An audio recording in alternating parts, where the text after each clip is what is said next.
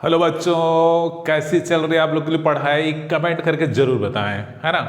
कैसा चल रहा है, क्या परेशानियां आ रही हैं पढ़ाई करते करते? कैसे याद अच्छे से होता है कि नहीं होता है, या याद करते वो भूल जाता है क्या? तो ये थोड़ा सा बताया करें। इस पर भी हम आपको सलाह करेंगे, सजेस्ट करेंगे कि कैसे पढ़ना चाहिए तो अच्छे से याद होगा और कैसे उसको लंबे समय तक याद रखा जा सकता है ना। तो बच्चों, आज के वीडियो में हम देखेंगे परिणाली का नया टॉपिक आप लोग के सामने आ रहा है, क्षण चुंबक या दंड चुंबक। इसके बारे में पढ़ चुके हैं, जिसकी प्रभावी लंबाई हम 2L लेते हैं और उसमें दो ध्रुव N और S होता है। उसकी चुंबकीय बल रेखाएं भी हम देख चुके हैं, जो उत्तरी ध्रुव से निकलकर दक्षिणी ध्रुव की ओर जाती है चुंबक के बाहर, और चुंबक के अंदर दक्षिण से उत्तरी ध्रुव की ओर आती है, जो कि एक बंद वक्र होती है। क्लियर है? आज हमें क्या करना है, परिणाली का नीचे जो बना हुआ है ये तो दंड चुंबक हो गया, NS, है ना। NS एक दंड चुंबक है। ये इसकी चुंबकीय बल रेखाएं हैं और भी खींची जा सकती हैं। N से बाहर निकलती हैं, S पर जाती हैं और अंदर S से N की ओर वापस आती हैं। ठीक है, तो ये सिंपल एक क्षण चुंबक या एक दंड चुंबक। अब नीचे में यहाँ पर है, ये परिणालिका है। परिणालिका एक विद्युत चुंबक होता है ना। परिणालिका एक विद्युत चुंबक होता है। परिणालिका जैसे यहाँ पर इसको बनाने के लिए एक खोखला बेलन लेते हैं, चीनी मिट्टी का या एस्बेस्टस का या और कोई कुछ अलग पदार्थ का। क्या करते हैं, एक खोखला बेलन जैसे इस प्रकार का, इसमें तांबे के तार को ऐसे, तांबे के विद्युत रोधी तार को इस प्रकार लपेटा जाता है और एक सिरे से या दोनों सिरों के बीच में एक सेल और एक बैटरी जोड़ी जाती है। तो इसमें क्या बहती है, धारा बहती है, और इस धारा बहने के कारण क्या बन जाता है, एक चुंबक बन जाता है। ठीक है, तो यहाँ पर भी वही प्रक्रिया अपनाई गई है। आप देख रहे हैं ये एक खोखला बेलन है, इस पर तार इस प्रकार लपेटे गए हैं, दिख रहा है आपको, ऐसे ऐसे लपेटे गए हैं। और ये एक सिरा जो बैटरी के ऋण ध्रुव या सेल के ऋण ध्रुव से है और इस तरफ सेल के धन ध्रुव से है। तो ये एक विद्युत चुंबक बन जाता है।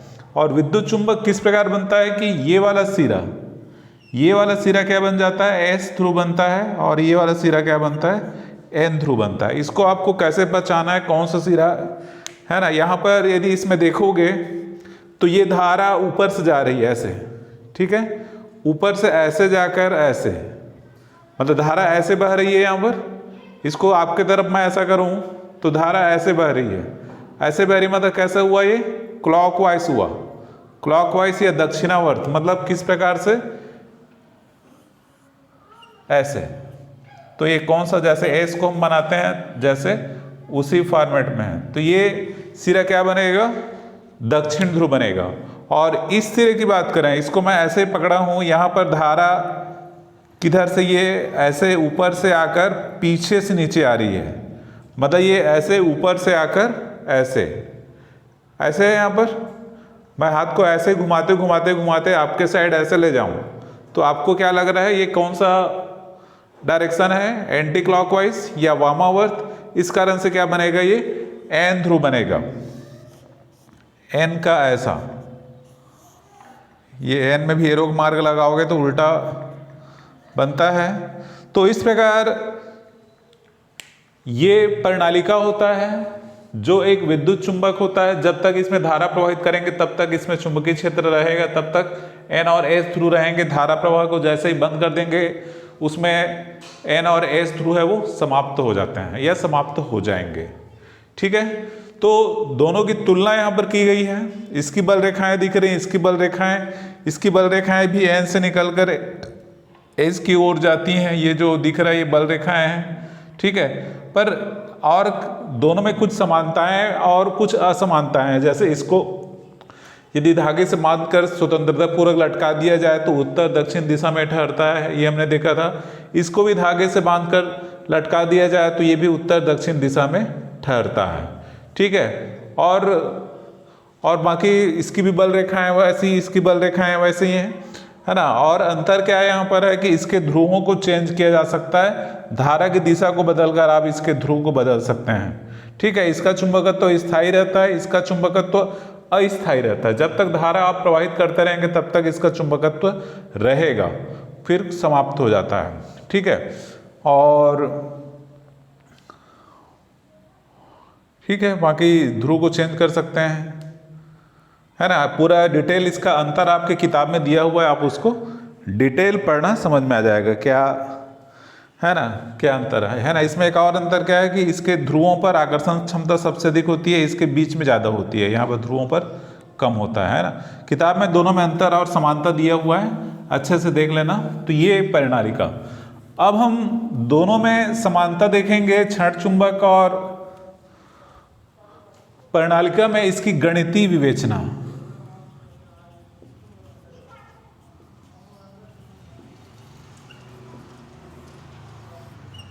गणितीय विवेचना या गणितीय रूप से कैसे एक परिणालिका है वो दंड चुंबक के जैसा है। तो यहां पर हम क्या लेकर चल रहे हैं, एक परिणालिका,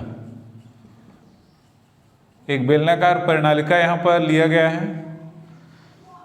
ये रेखा जो इसके अंदर से जा रही है बीचों बीच, ये क्या है, इसका अक्ष है। इसकी लंबाई कितना है, 2l।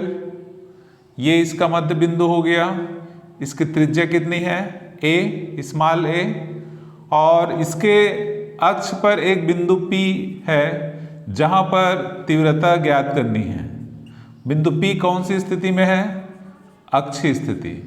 अक्षीय स्थिति में हमने एक क्षण चुंबक के लिए तीव्रता निकाला हुआ है, उसी प्रकार हम एक परिणालिका के लिए अक्षीय स्थिति में तीव्रता निकाल रहे हैं। देखते हैं क्या आता है ना। कुछ कुछ महत्वपूर्ण बात मैंने बताई, है ना। एक परिणालिका है, इसकी लंबाई 2l, इसकी त्रिज्या a, इसके अक्ष पर एक बिंदु P है जो अक्षीय स्थिति में है, जो इसके केंद्र से कितनी दूरी पर है, r दूरी पर है ना। इसकी त्रिज्या यहाँ पर a है। हमें बिंदु P पर चुंबकीय क्षेत्र की तीव्रता निकालनी है। ठीक है, तो इसके लिए क्या करना है, इसके केंद्र से, केंद्र O से x दूरी पर एक वलय dx मोटाई की कल्पना करते हैं। ठीक है, मतलब एक छोटा सा पार्ट ले रहे हैं। इसमें परिणालिका में प्रति एकांक लंबाई, फेरों की संख्या स्मॉल n लेकर चलते हैं। ठीक है, परिणालिका में प्रति एकांक लंबाई मतलब इसके 1 सेंटीमीटर लंबाई में फेरों की संख्या कितनी है, n, या 1 मीटर लंबाई में फेरों की संख्या n। तो ये एकांक लंबाई में फेरों की संख्या n।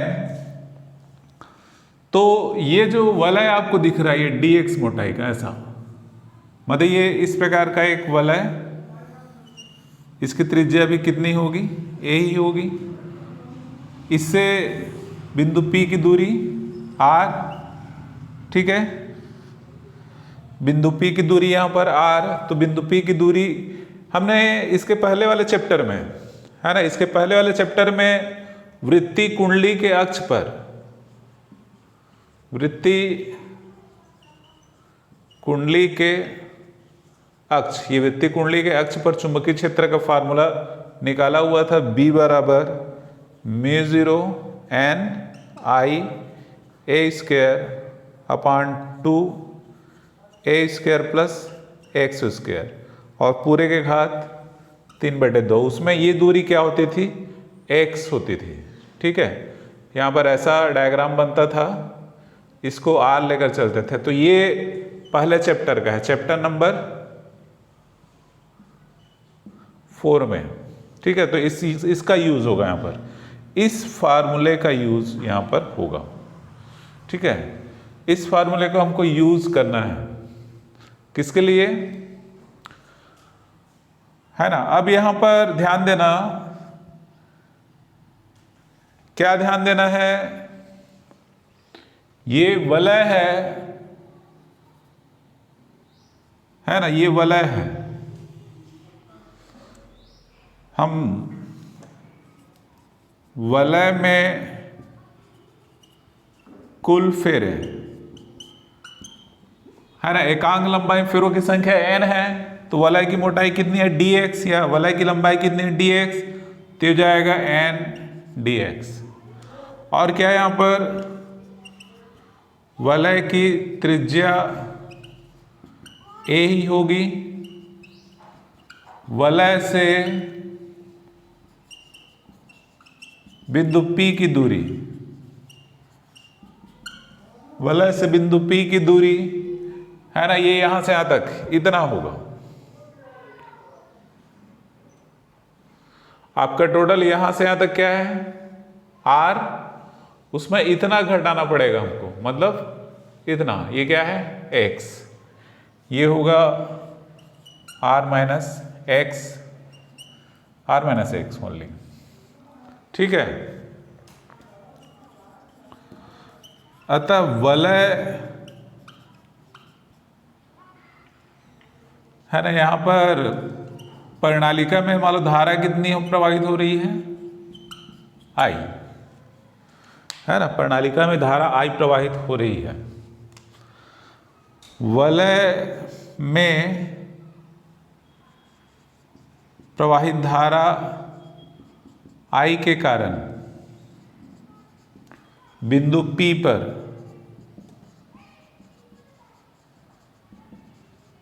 चुंबकीय क्षेत्र की तीव्रता, ठीक है, बिंदु P पर चुंबकीय क्षेत्र की तीव्रता मतलब वृत्ताकार वलय के कारण dB छोटा होगा, वलय छोटा इसलिए इसको dB लेकर चल रहे हैं, बाद में B करेंगे इसको। तो ये जो फार्मूला है μ0 n क्या होता है, इस कुंडली में कुल फेरों की संख्या, यहां पर कुल फेरों की संख्या है n dx, और क्या है यहां पर धारा तो I है, त्रिज्या a है तो a का स्क्वायर, बाकी नीचे क्या होगा इसको ध्यान से समझना, 2 x क्या यहां पर a स्क्वायर त्रिज्या का वर्ग, तो चलो त्रिज्या का वर्ग हम भी लगा देते हैं, प्लस x, ये दूरी x होता था, वलय से इसकी दूरी x, यहां पर ये जो दूरी यहां से यहां तक है ये कितना है r माइनस एक्स, है ना, r माइनस एक्स इसका वर्ग होगा, ऐसे लिख देते हैं, ठीक है। मतलब ये होगा वृत्ताकार वलय के कारण बिंदु, मतलब प्रणालिका का एक छोटा सा पार्ट है वृत्ताकार वलय, तो उसके कारण बिंदु P पर चुंबकीय क्षेत्र की तीव्रता इतनी होगी, और पूरे का घात क्या होगा 3/2, ये हमने फार्मूला में वैल्यू पुट किया हुआ है, ठीक है, क्लियर है। अब यदि इसको हम संपूर्ण प्रणालिका के लिए निकालें, संपूर्ण प्रणालिका की बात करते हैं,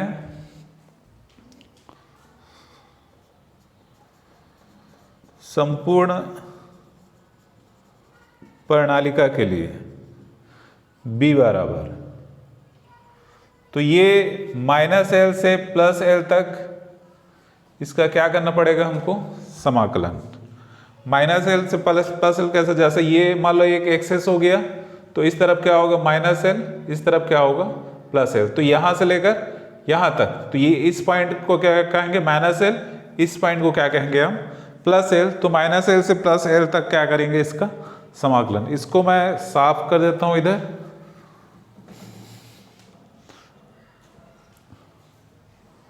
है ना, ये B बराबर -L to +L, बाकी dB का वैल्यू पुट कर देते हैं, μ0 n dx I a square 2a square plus r minus x square 3/2, ठीक है ना। अब इसमें एक कंडीशन लगाते हैं, यदि या यहाँ पर कुछ टर्म है जो बाहर निकल जाएगा, μ0 n I a स्क्वायर अपान 2, है ना, μ0 n I a स्क्वायर अपान 2 ये बाहर निकल जाएगा, -L to L, यहाँ पर क्या बचेगा dx, ओनली dx, क्योंकि x के सापेक्ष इंटीग्रेशन हो रहा है, x के सापेक्ष समाकलन, और ये a square plus r minus x का स्क्वायर पूरे के घात 3/2। ठीक है, इधर मैं मिटा देता हूँ। आपको कहीं पर कोई डाउट हो तो कमेंट करके ज़रूर बताएं। कोई डाउट होने के चांसेस बहुत कम है, इतना क्लियर बता रहे हैं इजी वे में, समझ तो आ रहा होगा अच्छे से। अब इसमें एक कंडीशन लगाते हैं, यदि r is very very greater than a, r is very very greater than x। ठीक है, मतलब r मतलब क्या है, बिंदु P की दूरी, प्रणालिका के केंद्र से बिंदु P की दूरी, उसकी त्रिज्या के है ना। प्रणालिका एक्चुअली क्या होता है, प्रणालिका बहुत पतली होती है और लंबी होती है, मतलब त्रिज्या बहुत कम, लंबाई ज़्यादा। ठीक है ना, पतली और लंबी होती है। पतली होना मतलब त्रिज्या कम होना, और लंबी होना मतलब लंबाई का ज़्यादा होना। तो इस प्रकार r is greater than a, r is very very greater than x, दोनों कंडीशन। अब इन दोनों कंडीशन को लगाएंगे तो ये b बराबर μ0 n I a स्क्वायर अपान 2, और ये -L2 L dx, क्या बचेगा यहाँ पर, ओनली r स्क्वायर 3/2। मतलब r की तुलना में ये टर्म और ये टर्म, इनका जो वर्ग होगा और छोटा हो जाएगा। इसका विस्तार करेंगे तो x का वर्ग आएगा, x वाला टर्म भी आएगा, a का वर्ग आएगा, तो ये r स्क्वायर की तुलना में क्या हो जाएंगे, नगण्य, मतलब इतने छोटे हो जाएंगे कि उसको हम छोड़ सकते हैं। अब इस प्रकार b बराबर μ0 n I a square upon 2 -L2 L dx, ये r⁴ हो जाएगा। इसको और एक स्टेप यहाँ पर मैं लिख लेता हूँ,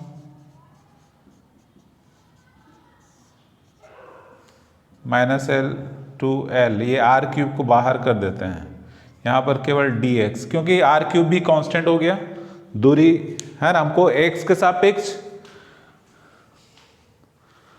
समाकलन करना है। x क्या है, दूरी है किसकी, जो वृत्ताकार वलय हमने लिया हुआ है उसकी।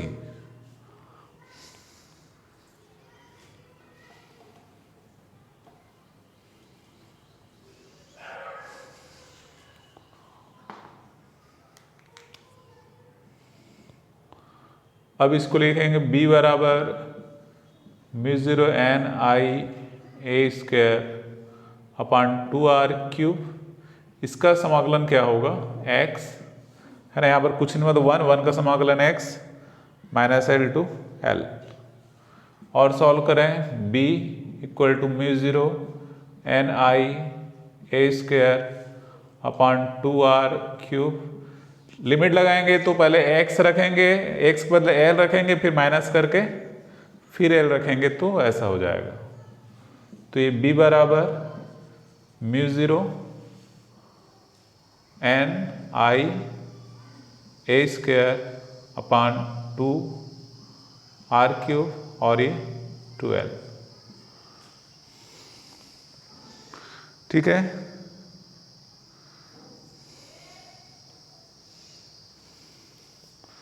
इसको और थोड़ा सा सरल करते हैं, b बराबर μ0 अपान 4π। ठीक है, 2n 2l 2l 2n I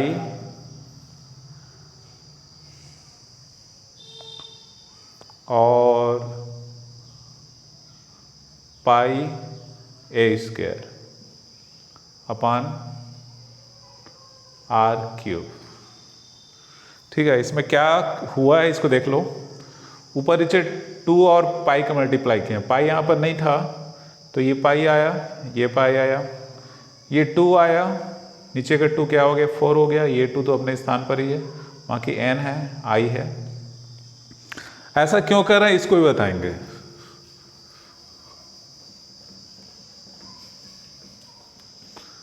है ना, ऐसा क्यों कर रहे हैं इसको भी बताएंगे, चूंकि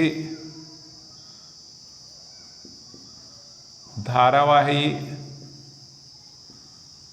प्रणालिका का चुंबकीय क्षेत्र चुंबकीय क्षेत्र नहीं, चुंबकीय आघूर्ण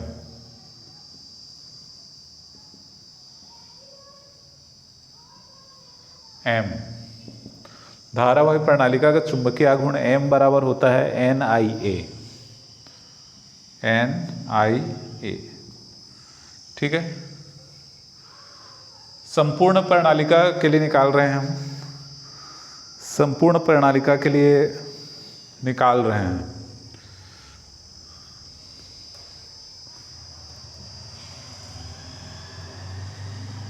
इसको और क्या लिख सकते हैं, ध्यान रखना, ये हमने पीसी चैप्टर में निकाला हुआ है। M बराबर NIA, जहाँ N क्या है प्रणालिका में कुल फेरों की संख्या, I प्रत्येक फेरे में धारा, और A क्या है उसका अनुप्रस्थ काट का क्षेत्रफल, त्रिज्या A है। तो यहां पर इसको और लिख सकते हैं N। इस प्रणालिका में कुल फेरे कितने होंगे, लंबाई कितना है 2L, एकांक लंबाई में फेरे कितने हैं N, तो कुल फेरे क्या होंगे N into 2L, N into 2L, एकांक लंबाई में फेरों की संख्या N, तो 2L लंबाई में फेरों की संख्या N इंटू 2L, बाकी I ही रहेगा, A का मान क्या हो जाएगा पाई R square, pi A square, त्रिज्या A है तो A स्क्वायर। अब इसमें देखते हैं, यहाँ पर इसको कोई समीकरण नंबर भी दे सकते हैं आप, समीकरण 1 से B बराबर μ0 अपान 4 पाई, B बराबर μ0 अपान 4 पाई, ये जो N into 2L into I into pi A square, इसके बदले क्या रख सकते हैं M, तो ये हो जाएगा 2M R क्यूब।